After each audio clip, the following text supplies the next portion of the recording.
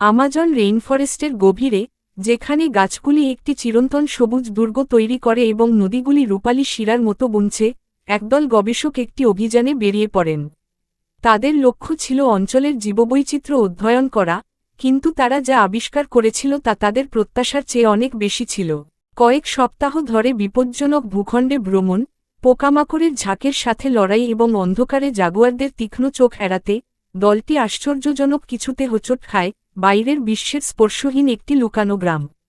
সেখানে বসবাসকারী লোকেরা, জটিল শরীরের রং এবং পালকযুক্ত হেডড্রেস দিয়ে সজ্জিত, কৌতূহল এবং সতর্কতার মিশ্রণে নতুনদের দিকে তাকিয়েছিল। অভিযানের নেতা ডক্টর এলেনা বুঝতে পেরেছিলেন যে তারা একটি অসংস্পর্শিত উপজাতির মুখোমুখি হয়েছেন, যা আমাজনের শেষ বেঁচে থাকা উপজাতিদের মধ্যে একটি। গ্রামবাসীরা একটি প্রাচীন উপভাষায় যোগাযোগ করেছিল, প্রকৃতির সাথে পুরোপুরি সামঞ্জস্যপূর্ণ তাদের জীবনযাত্রা।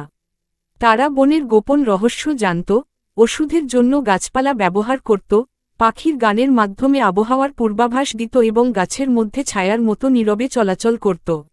একজন প্রবীণ, দলের উদ্দেশ্য বুঝতে পেরে, তাদের একটি পবিত্র গাছের কাছে নিয়ে গেলেন, একটি বিশাল দৈত্য গাছ যা 1000 বছরেরও বেশি পুরনো বলে গুজব ছিল।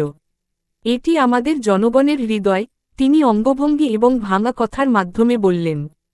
তিনি তাদের সতর্ক করে দিয়েছিলেন যে বাইরের শক্তি, কাঠুরে, খনি শ্রমিক এবং চোরাশিকারীরা, জঙ্গল ধ্বংস করছে। যদি বন ধ্বংস হয়ে যায়, তাহলে তারাও ধ্বংস হবে।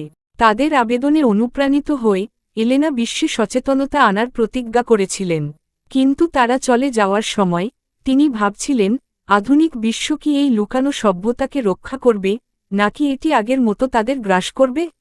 জঙ্গলটি রয়ে গেল, শ্বাস নিচ্ছিল, তার প্রাচীন গল্পগুলি ফিসফিসিয়ে বলছিল, যখন দলটি কুয়াশায় অদৃশ্য হয়ে গেল, এমন একটি গোপন বিষয় বহন করে যা ইতিহাসকে বদলে দিতে পারে।